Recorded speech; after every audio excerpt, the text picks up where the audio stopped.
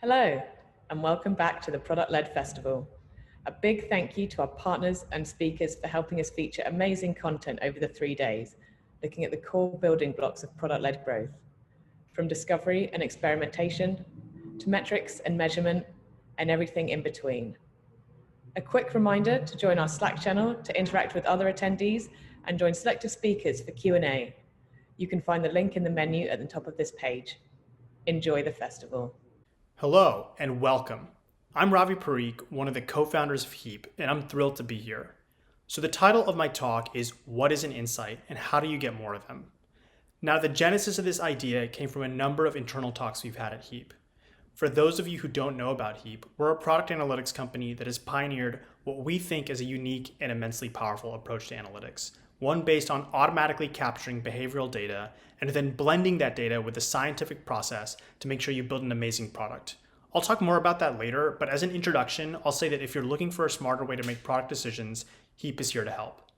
But back to insights. Where does this idea come from?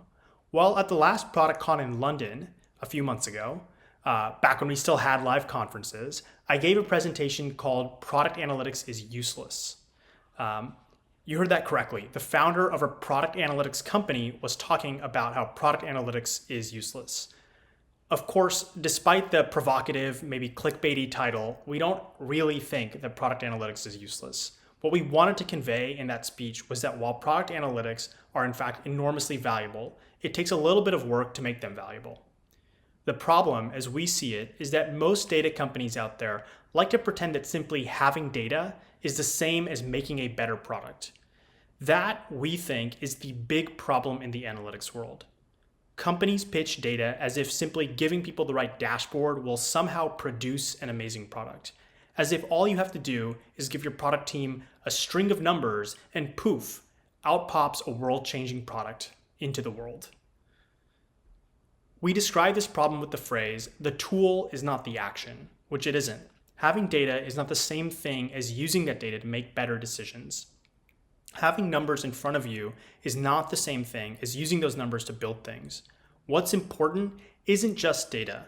It's how product teams use data to build better products. It's how they build data into their practices and activities. At Heap, we're busy developing this approach, which we're calling a scientific method for product. We think this is a better way to use data. We think that being scientific gives teams the best chance of making something delightful, or if you want to be more formal, producing a product that converts and retains users at a high rate. So today I want to expand on this idea. The idea that simply having a dashboard isn't the goal of analytics.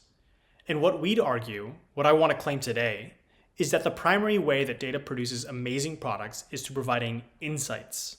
What we believe at Heap is that insights are the key intermediary link between data on one side and awesome products on the other side. Okay, so this idea that insights are important is probably not a novel idea to most people listening right now. It's important to get insights, no kidding. But we think there's something to be gained by being a little bit more specific. After all, if insights are what matters, then by honing in on what an insight is and thinking carefully about how we acquire them, we can work to structure our product development processes around getting more of them. So, what is an insight? Well, dictionary.com defines an insight as an instance of apprehending the true nature of a thing, which is not so helpful, at least for product teams. Webster Dictionary, on the other hand, calls it the power or act of seeing into a situation, which is still pretty vague. So I'm going to offer a tentative definition we've been working on here at Heap. Note that this is a definition of insight as the word applies to product teams specifically. As we see it, an insight has two characteristics. Number one, an insight changes the story you tell about your product. And number two, an insight leads you to action. First, number one, an insight changes the story you tell about your product. As we see it, this is a crucial part of the picture. The basic idea is that you have a mental model, no matter how vague, about what your product is, what it does, who uses it, how they use it, why they use it, and so on. And of course, you should have a strong mental model about these things. If you're not thinking about the person you're making a product for, and if you're not thinking about how they're using it, then you've got some work to do. In the case of Heap, for example, that story for us is that Heap is for people who want to know what their users do in their product, but don't want to have to wait months to find out. In time, your story should become more detailed, not only about what jobs people use it for, but what things are easy for them, what things are hard for them, what things they wish were smoother, more powerful, what features they want. Ideally, your story gets more sophisticated about the people who use your product. If you have an e-commerce product, for example, you might eventually realize that people who come from paid ads tend to buy a certain item, or that people who read reviews tend to convert more. If you have a cloud software as a service product, your story might be that managers use your product differently than individual contributors do, or that marketing teams use it differently than finance teams, or so on. So what is an insight? An insight is a piece of information that challenges these presumptions and suppositions and previous understandings about your product, and in turn changes this mental model about who your product is for and what those people do with it. It's a kind of cognitive dissonance that leads you to modify your understanding, or at the very least, to refine your understanding. And insight may tell you that what you thought was easy about your product actually isn't, or that the people use your product in a slightly different way than you imagined, or that a specific group of people act differently in your product than you had thought. So that's the first part of our definition. An insight changes your story about your product, which is great, but in our industry, a piece of knowledge isn't really meaningful if you don't do anything with that knowledge. That's why we have the second part of this definition. An insight leads you to action. The point is that an insight is valuable not only if it changes your mental model, but if it leads you to change something about your product, or about how you sell your product, or about how you evolve product market fit. For example, our customer, Surlatab, found that people who viewed the company's product pages tended to purchase more than people who didn't. That was something that refined their mental model. The action they took was to drive usage to product pages. This experiment turned out to increase purchase rates by 6%. That's an insight, a piece of information that changed their story and led them to action. Okay, so that's what an insight is. Let's go back a little bit. If we said that insights are the crucial link between data and product, then it seems like you'd want as many insights as you can. Or that's what we believe, at least. That what a good analytics tool should do is maximize the amount of insights that a product team acquires. The more and the deeper the insights a team receives, the better. This leads to the second part of my title. How do you get more of them? That's one of the big things we're working on here at Heap. Again, lots of analytics and data companies pretend as if simply having data is the same as creating insights, and it's not. Numbers by themselves are not insights. At Heap, we believe that insights come from combining technology and process, and we're working on helping product teams build out both of those. In what follows, I'll lay out a few of the things we're working on. These are the techniques or the combinations of technologies and processes that we think can maximize the number of insights you have about your product. I'm going to lay out 3 of these. Number 1, make hypotheses, test with data. Of the 3 things I'm laying out in this talk, this is the most important one because it combines technological and procedural approaches. As I said earlier, one thing we're trying to develop at Heap is something we're calling the scientific method for product. And as we see it, being scientific means 2 things. It means adopting certain approaches to product, and it means using specific technologies that make those approaches viable. Insights require a combination of these.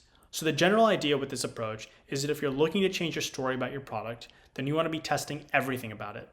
This is part of the standard scientific model. When scientists run experiments, the assumption is that the status quo is the null set, that what we already think is true is true. Their job is to make hypotheses that prove the status quo wrong. That should be your job as a product owner. If you want to get more insights, you need to be challenging your ideas. The way you do that is to make hypotheses. Say you run a SaaS, software as a service product.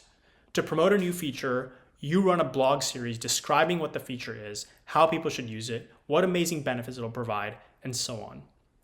Now, of course, in writing this blog series, your hypothesis is that putting that blog series out there will increase activation on this feature. So what do? Well, if you want to test the efficacy of your hypothesis, you measure whether people who read the blog series are more likely to adopt this feature. If they are, great, your hypothesis is correct.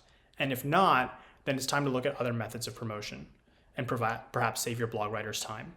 That's just a small, somewhat trivial example, But the larger point is that you should be throwing out plausible ideas that challenge your given thoughts and then use data to test the efficacy of those hypotheses. We love this approach, and in fact, at HEAP, we sometimes say, make hypotheses, not decisions.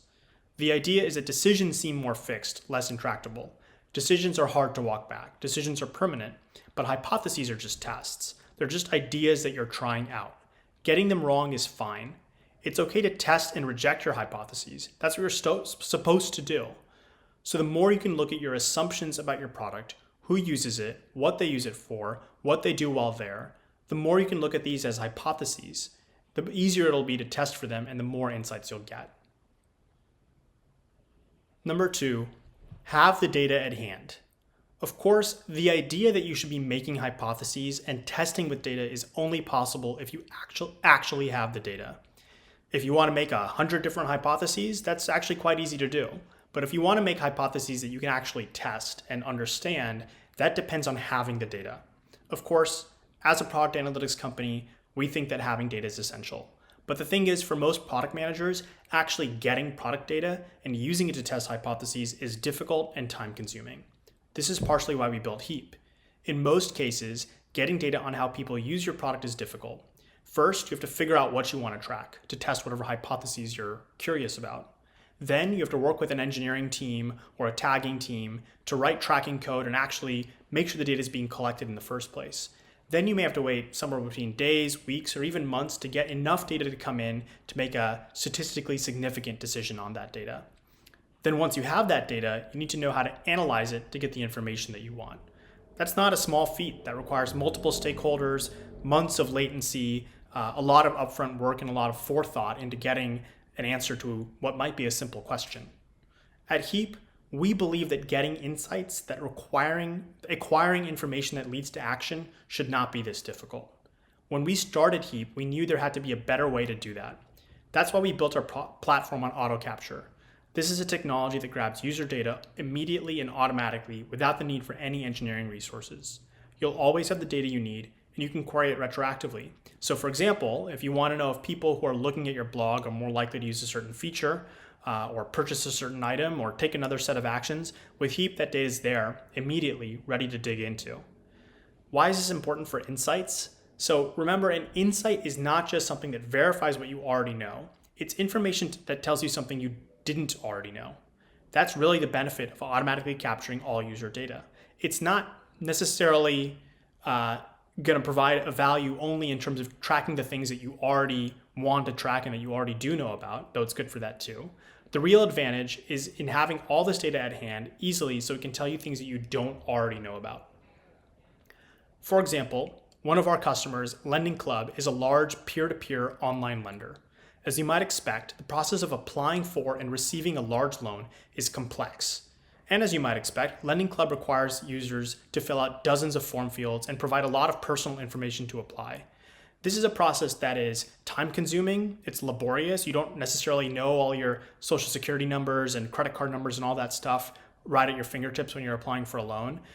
It's emotional. I mean, for a lot of the people who are going through this process, that loan is something that's really necessary for them. And it's tough and opaque to apply for a loan online. And so naturally, when they're going through this process, there is a ton of drop-off. People either get confused or they get scared about the prospect of applying for a loan online. And Lending Club wants to mitigate as much of this drop-off as possible. As it happens, Alan D'Souza, the director of product analytics at Lending Club at the time, was a big believer in data. And as this team dug in, they realized that when people saw errors in the loan application process, those people tended to drop off, which makes sense. If they're seeing an error, that's a very natural reason why you might drop off. Luckily, the team had a lot of user data around the behavior of people in this loan form. And they noticed something interesting. After receiving an error, some people corrected the error and moved on. For example, let's say it said, your phone number is formatted incorrectly. People would say, okay, and they'd correct their phone number and then they move on. While other people, strangely, dropped off entirely. Why was this? Well, it turns out that some people who received errors continued on as if they hadn't received an error. That is, those people kept trying to fill out the form without correcting the error. Sometimes they try to do the same thing 3 or 4 times before just giving up and dropping off, which is a really strange behavior. Well, the team at Lending Club hypothesized that maybe these people weren't noticing the errors. Maybe the errors weren't being displayed prominently enough. As a result, people were getting confused and frustrated. So what did the team do? They made the errors more prominent. As a result, conversion rates increased significantly. The insight here is that people who were receiving errors were continuing on as if they hadn't. This is really unusual behavior and went against the mental model that Alan and his team at Lending Club had formed about their users. Seeing that people drop off is not a particularly compelling insight all on its own. Filling out forms can be long and laborious and time consuming, but the insight is that the reason for that drop off, people who should be correcting errors, weren't doing that. That was the information that changed the story about the data, about the product, and led to the right action. And that insight was only available because the team had the data at hand. Number 3, constant evolution, constant iteration. Finally, this is another combination of technology and process. Something we believe in deeply at Heap is that great products are built by a series of small improvements. There's always a story about a genius who wakes up with the perfect idea, fully worked out and fully formed in their head, which is a nice story, but we've never actually seen it happen in real life. At least it's never happened in my life. Rather, we believe that great products, as we've seen them, emerge from the process of repetition, iteration, and small improvements. You keep chipping away, and those small improvements add up to something big.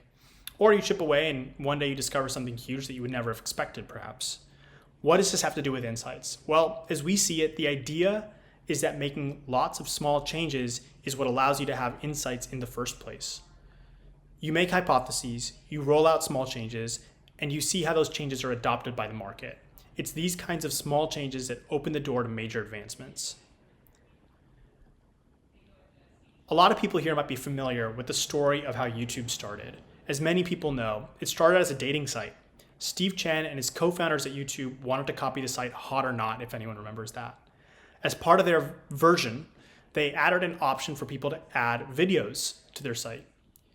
The insight was that people started using the video part on its own, even when they weren't trying to date other people. The action was to use that knowledge to change the site into what we know it as today, a pure video hosting platform. Or for another example, look at Airbnb, which is famous for experimenting with just about everything, every aspect of their customer experience. They test every single part of their site, their algorithm. It's all based on hypotheses, and they leave no stone unturned. Lots of these experiments produce no meaningful results, and that's okay. But the ones that work out increase revenue, increase customer loyalty, increase engagement. Here's a quote from one of their data scientists. "We use controlled experiments to learn and make decisions at every step of product development, from design to algorithms. They are equally important in shaping the user experience." So these 3 ideas, make hypotheses, test with data, have the data at hand, and constant evolution, constant iteration, are 3 of the approaches that we take to helping teams get more insights. If you're interested in talking more about insights, I encourage you to reach out. Thank you.